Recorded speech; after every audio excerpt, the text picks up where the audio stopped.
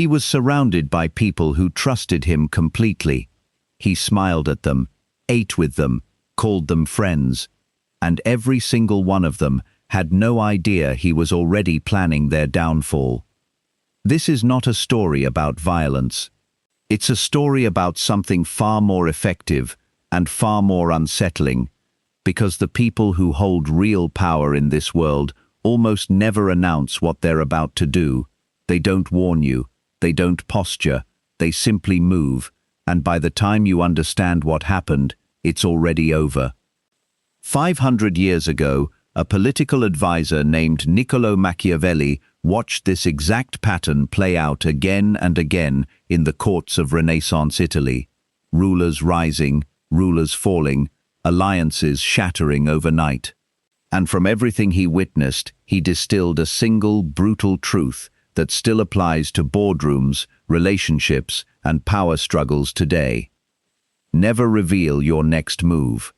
Stay until the end, because rule number 7 is the one almost everyone gets wrong, and misunderstanding it is exactly what makes people easy to manipulate. This is Machiavelli's Guide to Power, and by the end of this video, you'll start noticing these patterns in people around you that you've probably never consciously registered before. This video explores historical philosophy and psychological concepts for educational purposes. Understanding these patterns is about awareness and self-protection, not a guide to manipulating or harming others. Let's start with the man himself, because understanding where these ideas came from changes how you understand them. Niccolo Machiavelli wasn't a tyrant. He wasn't even particularly powerful. He was a diplomat and civil servant in Florence, a mid-level government official who spent years watching powerful men up close, negotiating with popes, kings, and mercenary warlords, studying exactly how they gained, held, and lost power. Then, in 1512, everything changed for him. The powerful Medici family returned to control Florence, and Machiavelli, associated with the previous government, was removed from office, imprisoned, and even tortured on suspicion of conspiracy. He was eventually released, exiled to a small farm outside the city, stripped of the political life he'd built his entire identity around. And it was there, in exile, with nothing left to lose, that he wrote The Prince, a brutally honest field manual on how power actually works, not how idealists wished it worked. It wasn't written as a villain's handbook. It was written as an unflinching observation of human nature, stripped of the comfortable lies people tell themselves about morality and leadership. And rule 1 of that observation is the one we opened with. Never reveal your next move. Here's why this matters more than almost any other principle in the entire book. The moment someone knows what you're planning to do, they gain something extremely valuable: time to prepare a countermove, time to build alliances against you, time to protect what you're trying to take or block what you're trying to achieve. Machiavelli watched rulers lose everything, not because their plans were bad, but because they telegraphed those plans too early, giving rivals the exact window they needed to strike first. Think about this in a modern context for a second. In negotiations, the person who reveals their maximum offer first almost always loses leverage. In office politics, the person who announces their promotion ambitions too loudly often finds unexpected resistance forming against them before they even have a chance to earn it. In relationships, the person who reveals every insecurity and next move becomes remarkably easy to manage, and, in worse cases, easy to exploit. This isn't about being dishonest. It's about understanding that information is power, and unnecessarily giving away your intentions hands that power directly to whoever's listening. But this single rule doesn't exist in isolation. Machiavelli built an entire framework around it, and understanding the rest of these rules is what separates people who simply keep secrets from people who genuinely understand strategic power. Rule 2. Appearances matter more than reality, but only because most people never look past them.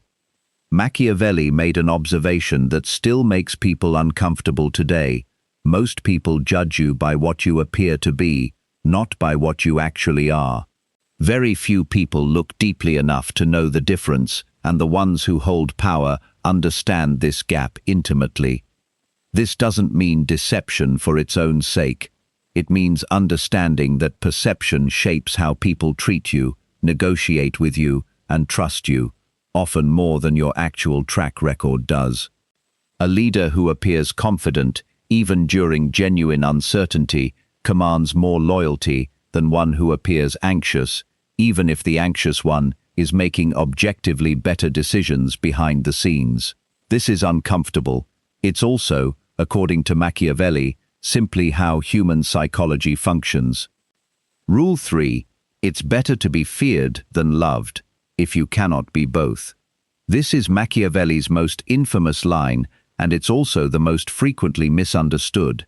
He never said fear is preferable to love.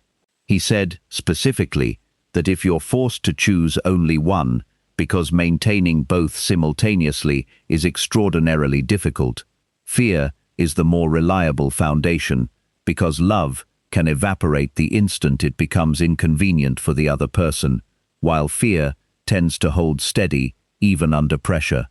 His reasoning was cold but observably accurate across history. People are, in his words, ungrateful, fickle, and self-interested. They'll break loyalty built purely on affection the moment a better opportunity appears, but they'll hesitate to cross someone they have genuine reason to fear the consequences of crossing. The healthiest version of power, he argued, combines both respect and a measure of consequence. But if you can only build one reliably, don't naively bet everything on love alone. Rule 4. Don't disappoint people who've placed their trust in you, because betrayal, once revealed, destroys something that can rarely be rebuilt. This might surprise you, given Machiavelli's reputation, but he was deeply pragmatic about trust.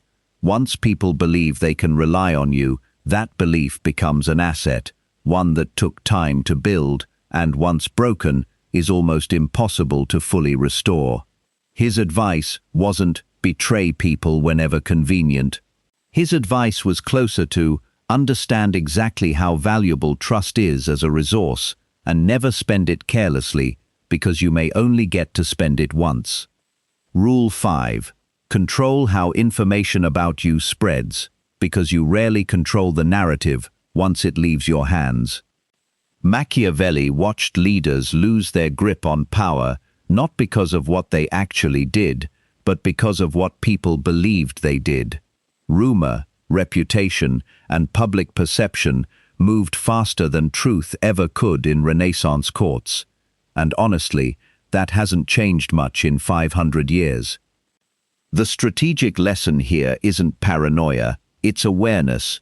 Understand that what people say about you, in rooms you're not in, often matters more to your position than what actually happens in rooms you are in.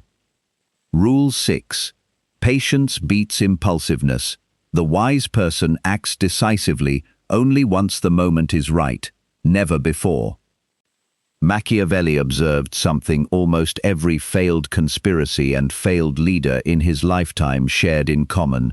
They acted too early, out of impatience, excitement, or fear of losing an opportunity, and in doing so, they exposed themselves before they were actually ready to succeed.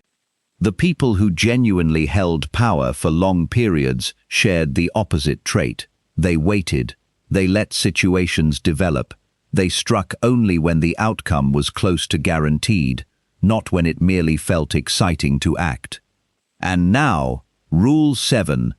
The one I promised you at the start, the one almost everyone gets completely wrong. Most people assume Machiavellian thinking means being cold, isolated, and trusting no one, ever, under any circumstances. That's not actually what the philosophy teaches. Rule 7 is this: strategic vulnerability, used selectively and intentionally, is itself a form of power, because total, permanent guardedness makes you unreadable in a way that actually breeds suspicion and isolates you from the alliances you need to survive.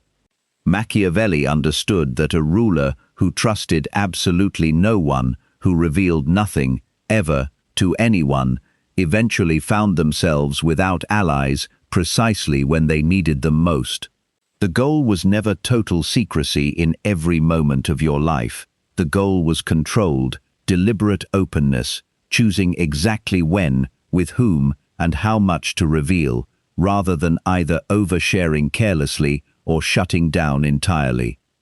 This is the piece most modern interpretations of Machiavelli strip out, because trust no one, ever, makes for a punchier internet quote than trust strategically and selectively. But the second version is what he actually meant, and it's the version that actually works in real relationships, real careers, and real positions of influence. So here's the uncomfortable question this leaves you with. How many people around you right now are operating by these rules, consciously or not, while you're operating by none of them at all? The people who seem to effortlessly navigate office politics, negotiations, and social dynamics usually aren't naturally gifted.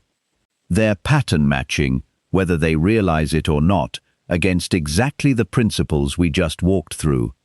Understanding these rules doesn't mean becoming cold or manipulative.